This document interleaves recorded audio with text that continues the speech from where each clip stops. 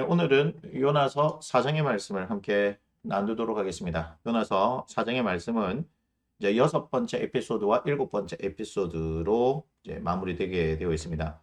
1절부터 이제 4절까지가 6번째 에피소드죠. 요나의 이제 환난 기도입니다. 성난 기도죠. 이것은 세 번째 에피소드 1장 17절부터 2장 17절의 세 번째 에피소드와 평행을 이루고 있습니다. 그 다음에 이제 5절부터 11절까지가 마지막 에피소드인데 이것은 평행되는 것이 아니라 결국 이 대응되는 세 가지 에피소드의 이 평행을 통해서 하나님께서 말씀하고자 하시는 그 부분이 나옵니다. 4장 11절의 결론에 해당하는데 4장 5절부터 11절이 긍휼에 대한 요나에게 주는 요나서를 통해서 우리가 얻을 수 있는 그런 교훈이다 이렇게 보시면 되는데요. 이제 우리가 4장 1절부터 4절을 보면 세 번째 평행 구조다라고 얘기하는 1장 17절부터 이제 2장 10절인데 요나의 기도가 2장에 나와 있잖아요. 그 요나의 기도와 구조상으로 똑같습니다. 이 절로서는 짧은데 구조가 똑같습니다. 일단은 여호와께 기도한다는 거, 그 다음에 요나의 기도의 내용이 나오고 그렇게 하면 하나님께서 말씀하시는 이런 똑같은 구조가 나와 있는데 세 번째 우리가 봤던 그 에피소드에서 요나의 기도는 감사의 기도, 구원해 주심에 대한 감사의 기도였다면 이번에는 이제 요나가 얼마나 자기 중심적이면서 위선자인가 하는 것에 초점이 맞춰져 있습니다. 4절에 보니까 요나가 매우 싫어하고 성내며 이렇게 되죠. 왜 그러냐면 니느웨 백성에게 하나님의 뜻을 돌이키셨기 때문에 회개함을 통해서 돌이켰기 때문에 매우 싫어합니다. 그러니까 이제 기도하면서 내가 고국에 있을 때 이러하겠다고 말씀하지 아니하였느니까 그러므로 내가 도망하였습니다 하면서 쭉쭉쭉쭉 이렇게 그렇게 나오는 겁니다. 그러니까 4절에 보니까 이렇게 말씀하시죠. 여호와께서 네가 성내는 것이 옳으냐 이렇게 말합니다. 네가 왜 화내느냐 화를 내는 것이 왜 옳으냐 그랬더니 이제 5절부터 이제 보면 요나가 성읍에 나가서 그 성읍 동쪽에 앉아 거기서 자기를 위하여 초막을 짓습니다. 그러면서 이 초막을 짓는 이유가 뭐냐면요. 그 성에 무슨 일이 일어나는 걸 보려고 그 그늘 아래에 앉습니다. 이게 뭐예요? 하나님께서 뜻을 돌이키셨으면 거기에 하나님의 심판이 이루어지지 않을 거 아니에요? 그런데도 불구하고 도대체 무슨 일이 일어날까 하는 것은 아주 좋은 의도가 아니죠. 그렇게 있습니다. 근데 이제 6절에 보니까 하나님 여호와께서 박랑풀을 예비하시죠.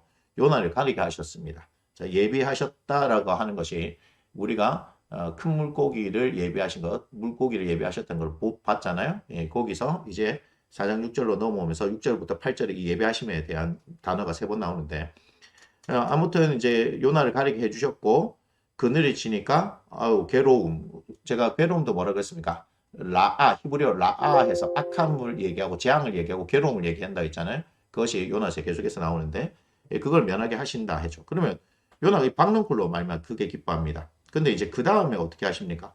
하나님께서 벌레를 또 예비하셔가지고 박농쿨 갉아먹게 하시니까 8절에 해가 뜨니까 하나님이 뜨거운 동풍을 예비하셨죠. 예비하신 거. 지금 보니까 박농쿨, 벌레, 이제 뜨거운 동풍 다 하나님께서 전부 다 이렇게 예비를 하신 거예요. 그 이유가 있어요. 해는 요나의 머리에 쪼이니까 이제 요나가 혼미하여 스스로 죽기를 구하기를 사는 것보다 죽는 것이 내게 나으니이다. 이게 너무 웃기는 게 뭐냐면요. 생명에 대한 부분을 2장에서 보면 구원해 주신 것에 대해서 감사하는데 이제는 이거는 이제 죽는 것이 더 낫다 이렇게 이야기하니까 참 모순적이죠. 그러면서 이제 하나님 질문하시죠. 하나님 요나에게 이르시되 네가 이 박는 쿨로 말미암아 성내는 것이 어찌 옳으냐 이렇게 물어보죠. 근데 요나가 내가 성내어 죽기까지 할지라도 옳습니다. 되게 화가 났어요. 사실 박는 쿨 때문에 화가 난 게 아니고 하나님께서 니느웨 백성들에게 내리기로 한 심판을 거두신 것 때문에 되게 지금 화가 나 있는 상태죠. 그러니까 이제 뭐 작은 거 하나라도 좀 다 화가 나는 거 아니에요? 자, 그런데 하나님께서 이제 이 박능골 사건을 통해서 말씀하고자 하시는 바가 있습니다. 10절에 여호와께서 이르시되 네가 수고도 아니했고 재배도 아니했고 하룻밤이 났다 하룻밤에 말라버린 이 박능골 아꼈거든. 11절에 하물며 이 큰 성읍 니느웨는 좌우를 분별하지 못하는 자가 12만여 명이고 가축도 많이 있나니 내가 어찌 아끼지 아니하겠느냐 이렇게 말씀하시면서 소위 말하는 열린 결말로 지금 마무리가 되어집니다. 그럼 여러분들은 이 질문에 대해서 대답하셔야 되겠죠. 그러니까 요나에게 질문을 하셨지만 하나님께서 우리에게도 질문하시는 겁니다. 그러면서 이 박넝쿨을 아끼는 네가 생각해 볼 때 여기에 12만 명이라는 사람들의 생명이 있고 거기에 수많은 가축들이 있는데 한번 비교를 해보라 하는 그런 얘기겠죠. 그래서 저도 여기에 대해서 크게 뭐라고 말씀을 드리지 않겠습니다. 우리가 뭘 봐야 되냐면 하나님께서 어디에 초점을 맞추시는가, 어디에 관심이 있는가, 우리가 그걸 살펴봐야 돼요. 그러니까 예수님을 믿는다라고 하는 우리도 이 요나처럼 정말 자기 중심적으로 되어 있으면 우리가 납득할 수 없고 이해할 수 없는 일을 어떤 하나님께서 행하시게 되어지면 거기에 오히려 화를 내는 거예요. 그럼 뭐가 잘못됐습니까? 첫 번째, 우리가 하나님에 대한 이해를 잘못하고 있다는 것이고 하나님을 모른다는 얘기죠. 두 번째, 우리가 오히려 스스로 하나님이 되려고 하는 마음이 있는 것은 아닌지도 우리가 살펴볼 필요가 있습니다. 그래서 이 요나서를 통해서 하나님의 마음을 우리가 과연 알고 있느냐, 알려고 하느냐, 또는 그 마음을 아는데 힘쓰고 있느냐를 한번 점검해 보셨으면 좋겠습니다. 그래서 우리가 하나님을 믿는 상황 가운데 우리가 원하지 않는 상황들로 계속해서 흘러가거나 어떤 일들이 발생할 때 하나님이 살아 계시다면, 하나님이 계시다면 과연 이럴 수 있습니까? 하는 이야기들 참 많이 듣는 것 같아요. 그런데 하나님 분명히 살아 계시고 우리가 믿는 하나님은 우리에게 분명히 예수 그리스도를 통하여서 당신을 계시해 주셨습니다. 그렇기 때문에 우리가 원하는 방향으로 또 우리가 원하는 방향과 정반대 방향으로 하나님께서 행하시는 것 같다 하더라도 우리가 결코 하나님보다 오를 수가 없거든요. 그러니까 이해할 수 없는데 이해하려고 하는 좁은 이 마음을 가지고 큰 하나님을 이해하려고 하지 마십시오. 저는 그렇게 안 했으면 좋겠습니다.